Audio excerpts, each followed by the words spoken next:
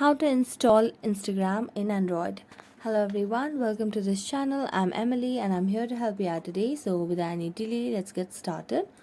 So first of all, what you need to do is just go to the Play Store application on your device and then search for the Instagram application on your device over here. So just wait until it loads. Now on the search bar, just search for Instagram.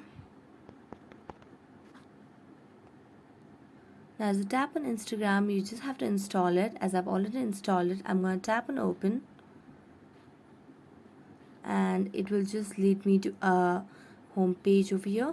Now you just have to mention your username and then your password and your login credentials, and you will be able to create an account and have your profile on Instagram.